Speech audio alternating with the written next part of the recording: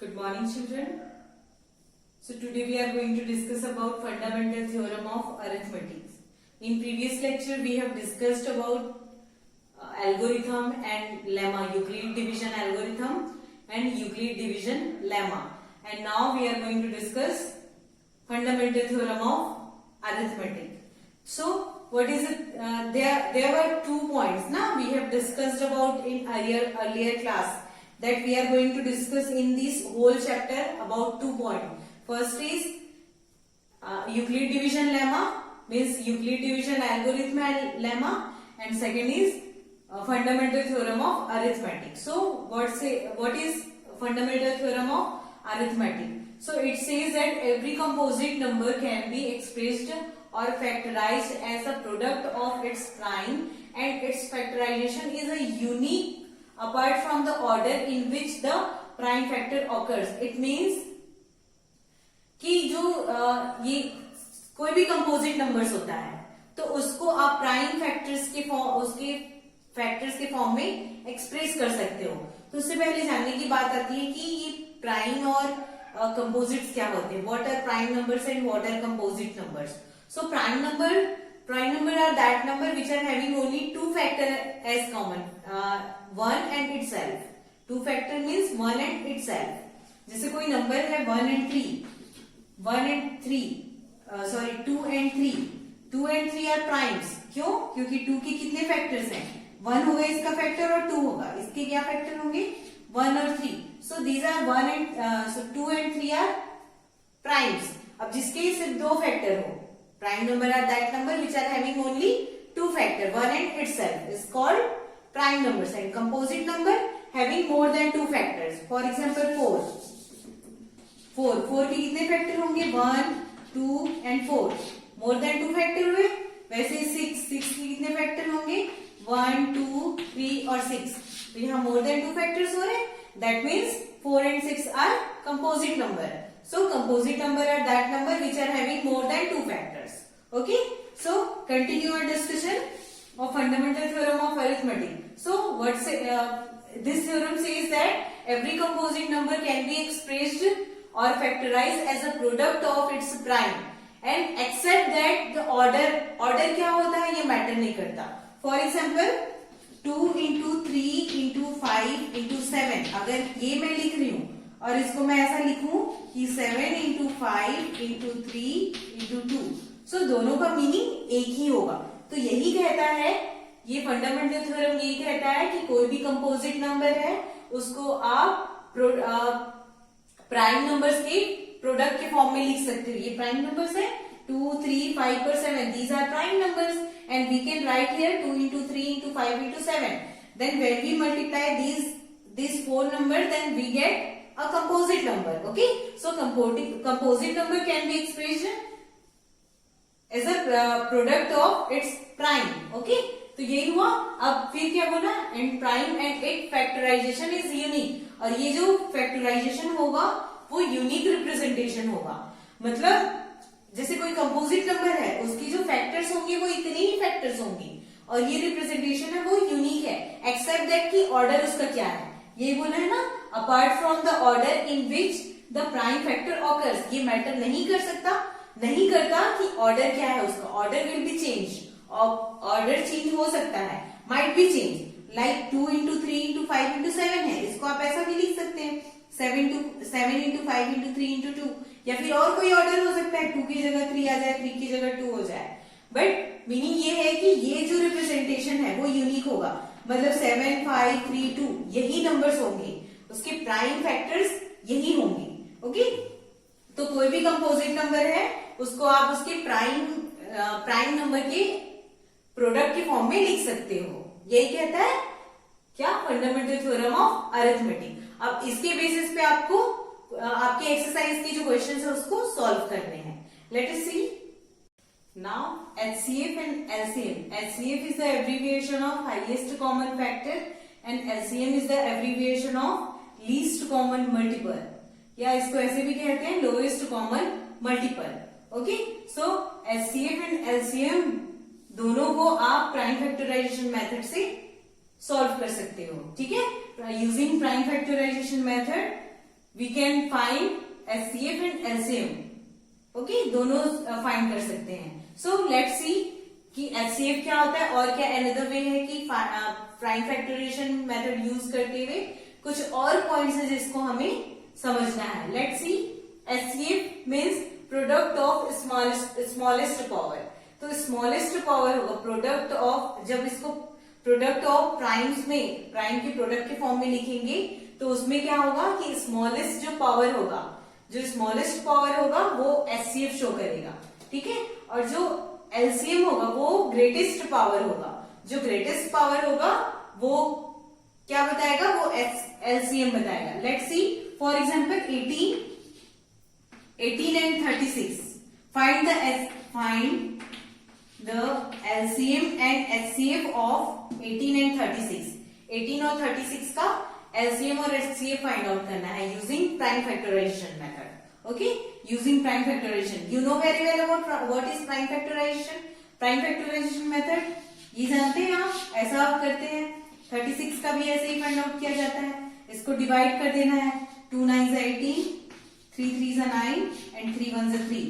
And similarly 2 8 36, 2 9 18, 3 3 9 and 3 1 3. So these are its prime factors. Okay, so 18 is equals to, 18 can be written as 2 into 3 square, है ना. 3 का power 3 square. और इसको 36 can be written as 36 is equals to 2 square into 3 square. Okay, so at the end हम यहाँ पे क्या लिख सकते हैं, 18 is equals to 2 into 3 square and 36 can be written as 2 square into 3 square. Okay, 2 2 is 4, 3 3 is 9, 9 4 is 36 and 3 3 is 9, 9 2 is 18. ये मिला 18 into 36. ये है इसके प्राइम फैक्टर्स निकल गए. अब आपको यहाँ पे फाइंड आउट करना है कि what will be the HCF of 18 and 36 and what will be the LCM of 18 and 36. So HCF of 18 and 36 क्या होगा, देखो क्या कह रहा है. HCF क्या होगा, प्रोडक्ट ऑफ स्मॉलेस्ट पावर. तो स्मॉलेस्ट पावर कहाँ है, देखो दो प्राइम फैक्टर्स हैं 2 और 3. तो 2 का स्मॉलेस्ट पावर किसमें है, स्मॉलेस्ट कौन सा दिख रहा है, देखो ये 2 है और ये 2 स्क्वायर है. तो स्मॉलेस्ट कौन सा हुआ, ये हुआ ना 2. तो ये हो गया 2. और 3 में देखो, 3 में स्मॉलेस्ट क्या है, दोनों तो इक्वल है, स्क्वायर है स्क्वायर है. तो ये 3 स्क्वायर ही हो जाएगा. अब इसको सॉल्व कर लो, कितना मिलेगा 2, ये 2 इंटू 3 3 is 9, तो 9 2 is 18. HCF कितना मिल गया आपको, 18 मिल गया. Okay, so HCF of 18 and 36 is 18. Now LCM of 18 and 36. इसमें क्या बोला है, प्रोडक्ट ऑफ ग्रेटेस्ट पावर. तो ग्रेटेस्ट पावर देखो यहाँ पे 2 है, 2 और 2 स्क्वायर कौन सा ग्रेटेस्ट है, 2 स्क्वायर ग्रेटेस्ट है. ओके, देन 3 में देखो ये तो दोनों सेम है, तो यही स्मॉलेस्ट है और यही ग्रेटेस्ट है. तो ये 3 स्क्वायर. तो ये कितना हो जाएगा, 2 इंटू 2 4 और 3 3 is 9, 9 4 is 36. ओके, तो LCM कितना आ गया 36 और HCF कितना हो गया 18. तो इस तरह ये मेथड है इसको सॉल्व करने का, product of smallest power and product of greatest power using prime factorization method. एक अनदर एग्जांपल देख लेते हैं. चलो कोई ग्रेटर नंबर ले लेते हैं, लाइक 120.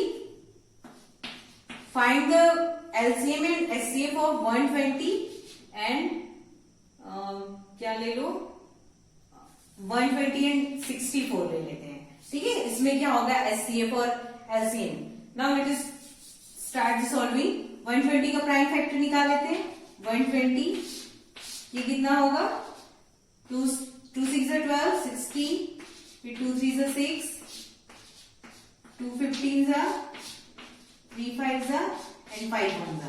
ये हुआ इतना. तो इसकी 120 इज इक्वल्स टू कैसे लिख सकते हो आप, ये 2 3 और 5 है तो 2 का क्यूब हो जाएगा, 2 पावर 3 इंटू 3 1 टाइम आया है तो 3 इंटू 5. ये हुआ इसके प्राइम फैक्टर्स. ठीक है, 2 6 12, 60, 2 30 फिर है 15, 3 5 जा, करेक्ट है। फिर अब 64 का निकाल लेते हैं ऐसे ही। 64 के प्राइम फैक्टर्स क्या होंगे? 2 3 जा 6, 2 2 जा 4, 2 1 जा 2, 2 6 जा 12, 2 8 जा 16, 2 4 जा 8, 2 2 जा 4 एंड 2 1 जा 2। ये मिला। तो 64 इज इक्वल्स टू कितना हो रहा है? इसमें सिर्फ 2 ही प्राइम्स है, तो कितने टाइम्स आया है? 1 2 3 4 5 6, so 2 raise to the power 6। Okay, ये आया। अब देखो, अब इसके HCF क्या होंगे? HCF क्या हो जाएगा? HCF मीन्स क्या बोला है? Product of smallest power. Smallest power किसका है? 2 का पावर 6 है यहाँ पे, 2 raise to the power 6 and 2 raise to the power 3, और यहाँ 3 नहीं है, 5 नहीं है, तो यहाँ हाईएस्ट पावर है, स्मॉलेस्ट पावर कौन सा है? 2 रेज़ टू द पावर 3, तो 2 raise to the power 3 that means 2 into 2 into 2, तो ये कितना मिलेगा आपको? 8 मिलेगा। सो HCF कितना मिल जाएगा आपको? 8 is the HCF of 120 and 64। And now LCM कितना होगा? LCM कितना हो जाएगा? देखिए, स्मॉलेस्ट पावर बोला है ना, तो इसको आप कैसे लिख सकते हो? अब 30 और इसको 50। ओके, अब देखो इसमें greatest power, product of greatest power बोला है, तो देखो इसमें ग्रेटेस्ट पावर क्या है?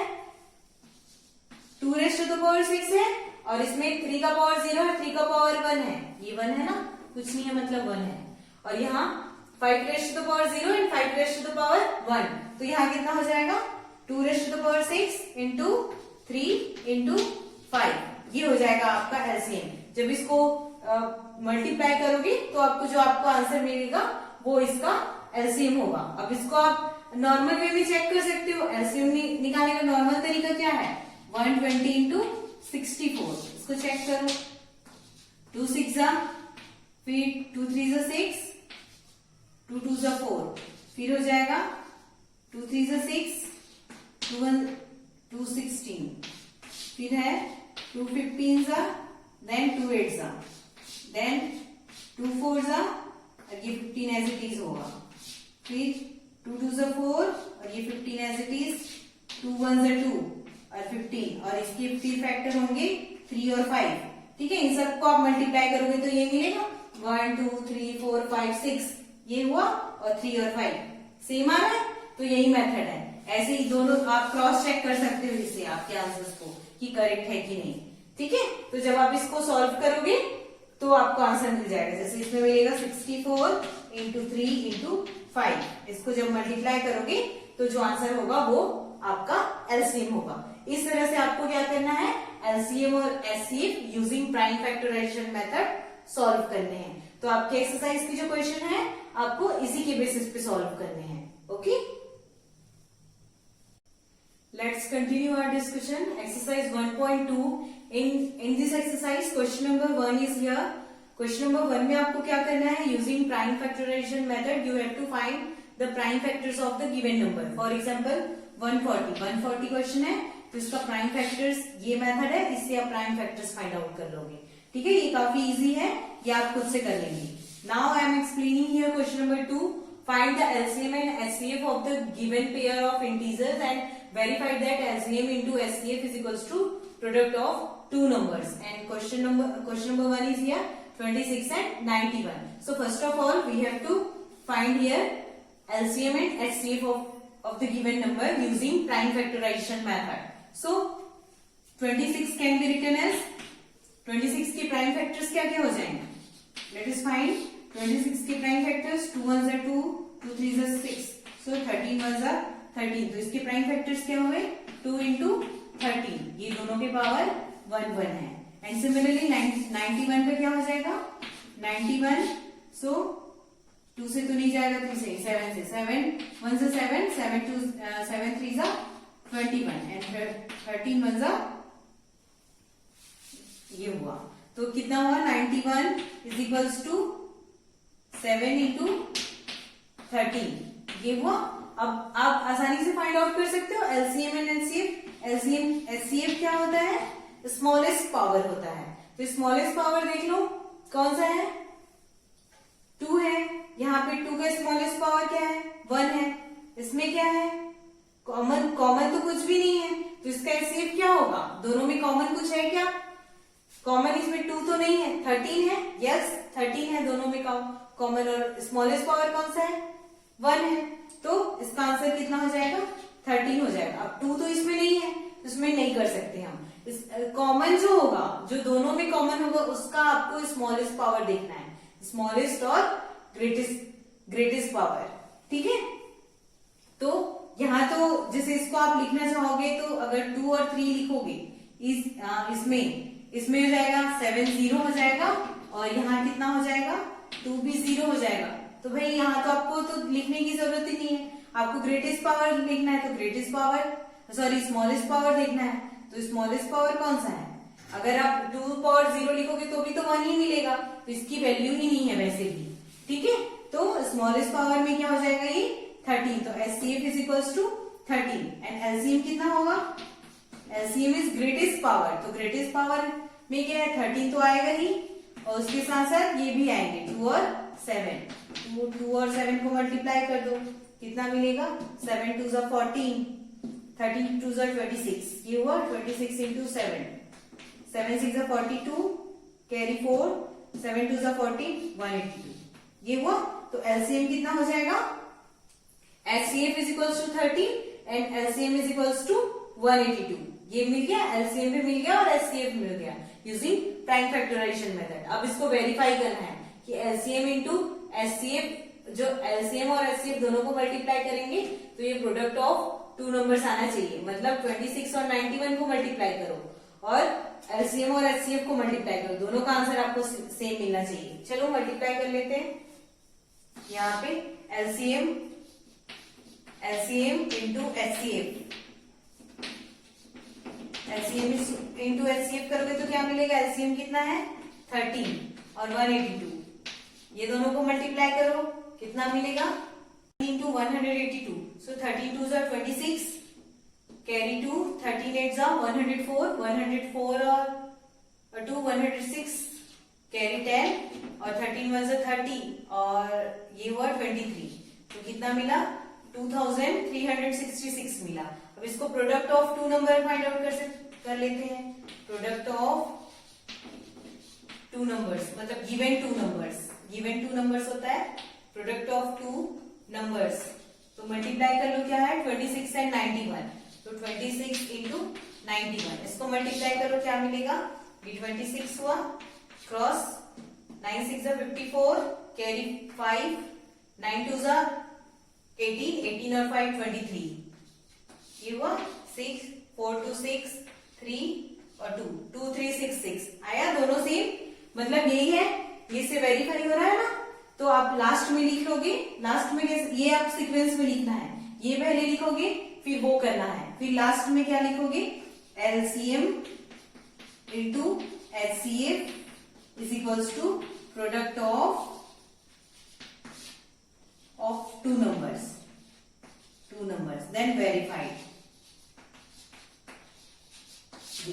ये आपका कंप्लीट सॉल्यूशन है, इस तरह से आपको सॉल्व करने हैं, ठीक है। तो सिंपल है, पहले क्या किया आपने, LCM और HCF निकाल लिया, देन ये शो कर दिया कि LCM is multiplied by HCF, तो वो प्रोडक्ट ऑफ 2 नंबर्स होगा।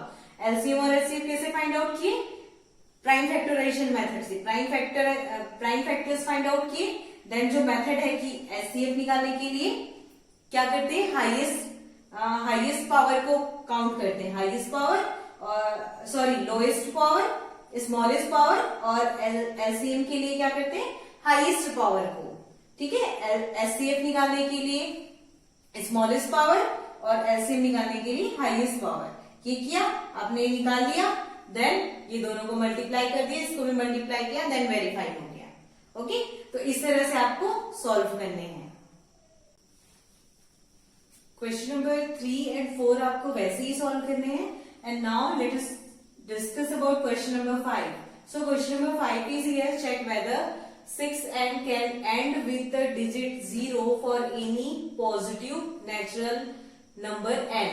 मतलब इसका मीनिंग क्या है कि कोई भी इसमें चेक करना है कि 6 n का फॉर्म होगा, ये इसका एंड होगा वो जीरो, इसका जो यूनिट प्लेस डिजिट होगा वो जीरो होगा। ये बोलो ना, check whether 6n can end with the digit zero for any natural number n, यानी कोई भी नेचुरल नंबर के लिए 6n होगा वो जीरो पे एंड होना चाहिए, मतलब वो उसका वंस प्लेस डिजिट है वो जीरो होना चाहिए। तो ये कब पॉसिबल है? सबसे पहले तो आप ये समझ लो कि कोई भी नंबर है, लाइक 260 कोई नंबर है, ठीक है, तो इसका वंस प्लेस डिजिट अगर जीरो है, दैट मीन्स ये क्या होगा, 10 से डिविजिबल होगा, it is divisible by 10। If a number is divisible by 10, that means it's having a factor 2 and 5। अगर कोई नंबर 10 से डिविजिबल है तो उसके फैक्टर 2 और 5 होंगे, क्यों? क्योंकि 2 5 10 होता है। ये है मतलब अगर ये 260 डिविजिबल बाय 10 है तो इसका फैक्टर ये जरूरी है कि 2 और 5 इसका फैक्टर हो, ठीक है, दोनों उसके फैक्टर, 2 भी होंगे उसके फैक्टर और 5 भी होंगे उसके फैक्टर। ओके, तो कोई भी कंडीशन ये है कि कोई भी नंबर अगर एंड हो रहा है जीरो से, दैट मीन्स उसके फैक्टर क्या होंगे, 2 और 5 होंगे। तो देखो यहाँ पे 6n है, 6n को कैसे लिख सकते हो आप, 2 into 3 ऐसा लिख सकते हो। तो यहाँ देखो ये 2 तो फैक्टर है उसका, बट यहाँ 5 है क्या? नहीं है ना, 5 नहीं, यहाँ पे 5 होना था। अगर यहाँ पे 5 होता तो बिल्कुल इसका एंड, ये जो इसका वंस प्लेस डिजिट है या ये एंड होता जीरो के साथ, ठीक है, तो ऐसा होता, लेकिन यहाँ पे नहीं है। तो यही बोलता है कि फंडामेंटल थ्योरम ऑफ अरिथमेटिक क्या कहता है कि कोई भी गिवन नंबर है उसका जो प्राइम फैक्टराइजेशन होता है वो यूनिक प्राइम फैक्टराइजेशन होता है ना। यही कहता है फंडामेंटल थ्योरम ऑफ अरिथमेटिक कि कोई भी कंपोजिट नंबर है, इट कैन बी एक्सप्रेस्ड और factorized in product of its primes and this factorization is unique. Okay, and except that order will be what, वो ऑर्डर कुछ भी हो सकता है, ऑर्डर कुछ भी हो सकता है, मीन्स आप 2 into 3 into 5 लिख रहे हो या 3 into 2 into 5 लिखो, दोनों का मीनिंग सेम ही है। तो एक्सेप्ट ऑर्डर, ऑर्डर को छोड़ के बाकी जो प्राइम फैक्टराइजेशन होता है वो यूनिक होता है, यही है ना। तो यूनिकनेस, अगर यहाँ पे मैं अगर ये 2 into 5 होता तो ये यूनिक होता, मतलब जैसे 6n है तो 3 into 2 है, तो ये यूनिक है ना, इसमें हम कुछ और ऐड नहीं कर सकते। अगर 5 को मैं ऐड करना चाहूं तो मैं ऐड नहीं कर सकती। तो इसका मीनिंग क्या है कि इस फॉर्म में है, 6n के फॉर्म में है, तो उसका जो एंड डिजिट होगा, वंस प्लेस डिजिट होगा, वो कभी भी जीरो नहीं होगा, क्योंकि इसका जो फैक्टर है वंस प्लेस डिजिट जीरो होने के लिए वो 10 का फैक्टर होना जरूरी है, मतलब उसके फैक्टर 2 और 5 होने जरूरी है। इस केस में 2 तो इसका फैक्टर है बट 5 इसका फैक्टर नहीं है, इसलिए फंडामेंटल थ्योरम ऑफ अरिथमेटिक के अकॉर्डिंग ये कहता है कि यहाँ पे कोई ऐसा नेचुरल नंबर नहीं है, there is no any natural number and that end with the digit zero. Okay, जो जीरो से एंड हो, तो यहाँ आंसर क्या आ जाएगा, नो। तो आप इसको लिख लेंगे, एग्जाम्पल में इस टाइप की क्वेश्चन सॉल्व है, उसको देख के आप कैसे लिखना है वो आप लिख सकते हैं। Okay, I hope it is clear to all. Thank you so much.